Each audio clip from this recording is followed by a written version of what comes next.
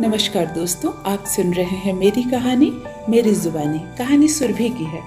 सुरभि जब ब्याह कर सुरेश के घर आती है तो सुरभि के घर में है एक छोटी ननद, सास, ससुर और एक बड़े जेठ जी और उसकी एक पत्नी जेठानी जिसको 2 बच्चे हैं। सुरभि अपने ससुराल में आते ही अपनी हुक्म जमाना चाहती है, तुरंत से मालकिन बनना चाहती है, क्योंकि सुरभि के परिवार वालों का स्टेटस थोड़ा सा सुरेश के परिवार वालों के स्टेटस से अधिक है।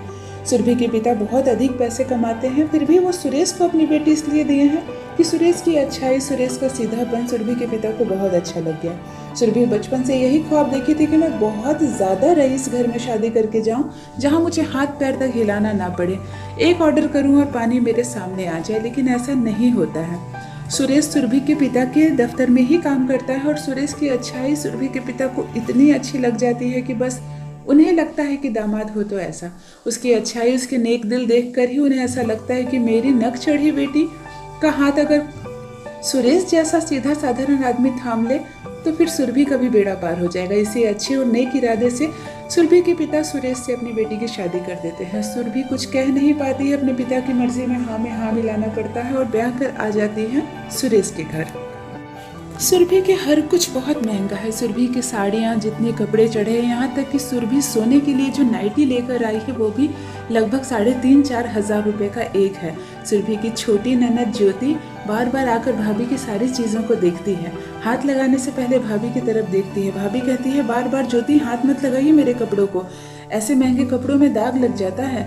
ज्योति सहम से जाती है। ज्योति के लिए भी एक बहुत ही सुंदर और महंगा सूट सुरभि लेकर आई है। निकालकर जब अपने बक्से से देती है तो कहती है इसे पहनकर इधर उधर मत बैठिएगा, ये कोई साधारण कम दाम का कपड़ा नहीं है, पूरे 20,000 रुपये का सूट है। ज्योति बेहद खुश होती है। 20,000 का सूट भाभी, मैंने कभी नहीं पहना। वो कहती है पहनेंगी भी कैसे, 20,000 का सूट खरीदने के लिए 20,000 रुपये होने चाहिए। सुरभि कुछ इसी तरह जमाती है अपने घर में अपने पैसों का रोक। बड़ी जेठानी को भी बहुत महंगी साड़ी गिफ्ट करती है। सास ससुर के लिए, सुरेश के लिए बहुत कुछ लेकर आई है अपने मायके से। सभी ले लेते हैं सुरभि से, लेकिन पीठ पीछे सब यही बात करते हैं कि सुरभि को अपने पैसे का बहुत घमंड है। सुरभि पार्लर जाती है तो 2-3 हज़ार रुपये खर्च कर देती है, जबकि सुरेश के घर से आज तक कोई ब्यूटी पार्लर नहीं गया था और ना ही कोई बहुत सारे पैसे खर्च किए थे। लेकिन सुरभि को मेंटेन करना ही पड़ेगा अब सुरेश को।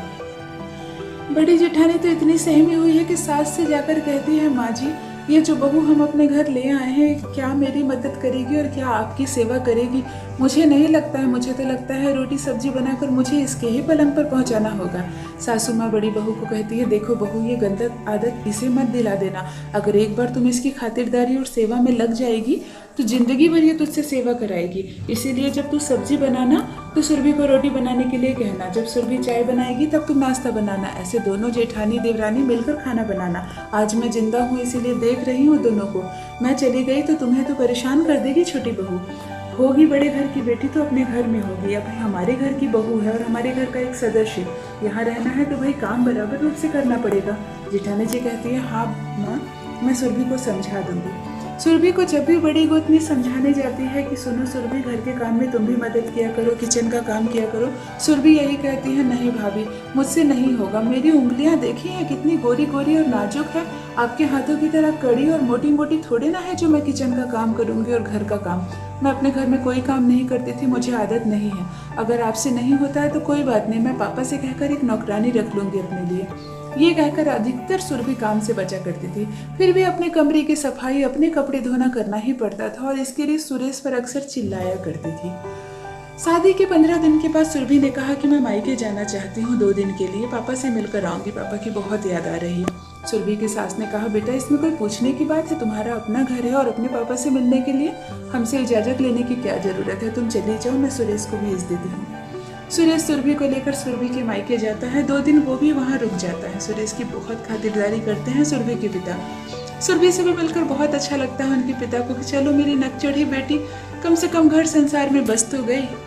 सुरभि जब मायके से फिर से ससुराल आने लगती है तो सुरभि के पिता बहुत सारी मिठाइयाँ पैक कर देते हैं। महंगी महंगी मिठाई है, एक एक मिठाई की कीमत इतनी है जितने में तो एक डब्बा मिठाई आ जाए। फिर भी ऐसी ऐसी चुनिंदा मिठाइयाँ पैक करवाते हैं ताकि ससुराल वाले और सुरभि के ससुराल के आस पड़ोस में जब ये मिठाई बांटी जाए तो सुरभि के मायके का नाम हो। इसी अच्छी नीयत से सुरभि के पिता बहुत सारी महंगी महंगी मिठाई पैक करवा देते हैं। सुरभि घर आ जाती है और बहुत सारी मिठाइयाँ लाकर अपनी छोटी ननद ज्योति को देती है और कहती है इसे सब फ्रिज में रख दीजिए, बहुत महंगी महंगी मिठाइयाँ हैं। ज्योति देखकर हैरान रह जाती है। ऐसी ऐसी लाजवाब मिठाइयाँ हैं जो ज्योति सिर्फ आज तक मिठाई दुकान में शीशे से झांकते हुए बक्से के अंदर ही देखी थी, कभी खा नहीं सकी थी। ज्योति डरते डरते कहती है भाभी मैं इसमें से एक मिठाई खा लूँ? सुरभि हंसने लगती है और कहती है हाँ हाँ क्यों नहीं, उसमें भी कोई बात है क्या, जाओ प्लेट लेकर आओ, मैं तुम्हें देती हूँ, तुम्हें ऐसी मिठाई दूंगी जो तुम कभी नहीं खाई होगी। सुरभि भाग कर रसोई जाती है और एक प्लेट और चम्मच लेकर आती है। सुरभि वो सबसे महंगी और सबसे खूबसूरत मिठाई निकालकर ज्योति को देती है और कहती है खाकर बताओ तो मेरे मायके की मिठाई कैसी है। ज्योति खाती है मिठाई, कहती है भाभी मैंने इतनी मुलायम और मलाई वाली मिठाई तो कभी नहीं खाई है, सच में आपकी मायके की मिठाई तो बहुत महंगी और बहुत अच्छी है। सुरभि कहती है बस बस अब ज़्यादा खाने की ज़रूरत नहीं है, सबको अच्छे से फ्रिज में रख दो, बहुत महंगी मिठाई हम ज़्यादा दिन तक चलाएंगे। यह कहकर सारी मिठाइयों को फ्रिज में रख दिया जाता है। बड़ी जेठानी के 2 बच्चे हैं, उन्हें पता चलता है कि बहुत सारी मिठाइयाँ आई हैं तो वो भाग कर आते हैं सुरभि के पास और कहते हैं चाची चाची हमें मिठाइयाँ दो ना, तुम्हारे मायके से बहुत सारी मिठाइयाँ आई है ना। सुरभि कहती है चलो भागो यहाँ से, मेरे मायके से बहुत महंगी मिठाइयाँ आई हैं, बच्चों के खाने की चीज़ नहीं है। सासू माँ ने कहा है अभी पड़ोस में भी बांटना है, जाओ जाओ कोई मिठाई नहीं है। सुरभि एक भी मिठाई बच्चों को नहीं देती है। सास का तो मिठाई खाने का मन भी था, लेकिन इस तरह के डायलॉग सुनकर वो चुपचाप रह जाती है और कहती है ना बाबा इतनी महंगी मिठाई मुझसे तो नहीं खाया जाएगा, खा भी लूँगी तो मुझे हजमोले की गोली खानी पड़ेगी। ये कहकर मन ही मन में ससुर से बोलकर हंसने लगती है। ससुर कहते हैं मुझे तो डायबिटीज़ है भाई, ऐसी महंगी और सुंदर मिठाइयाँ मैं बस देख कर ही मज़े ले सकता हूँ, खाऊँगा नहीं। सुरेश को जब पता चलता है कि महंगी महंगी मिठाइयाँ आई हैं और सुरभि इसका अहम कर रही है, तो सुरभि ने सुरेश से कहा कि आपने मिठाई नहीं खाई, मेरे मायके से बहुत अच्छी और महंगी मिठाई आई है, मैं आपके लिए ला कर दूँ? सुरेश कहता है नहीं, मेरा मीठा खाने का मन नहीं है और वैसे भी तुम जानती हो मैं ज़्यादा मीठा नहीं खाता हूँ।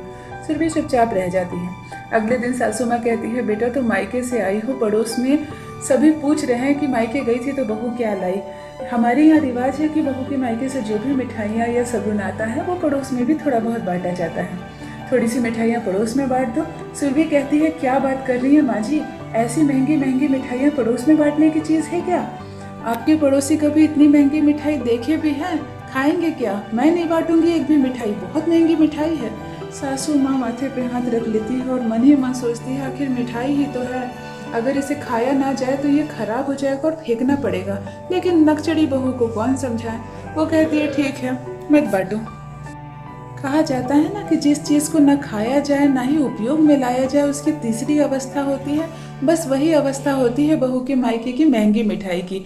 8 दिनों तक लगातार वो मिठाई ना खाया जाए इसलिए फ्रिज में रखा गया और धीरे धीरे सारी मिठाइयाँ खराब हो जाती हैं। 8 दिनों के बाद जब सुरभि मिठाई की अवस्था देखती है तो सारी मिठाइयों पर उली लग गई है और छाई पड़ गई है, काले काले पड़ गए हैं मिठाइयाँ।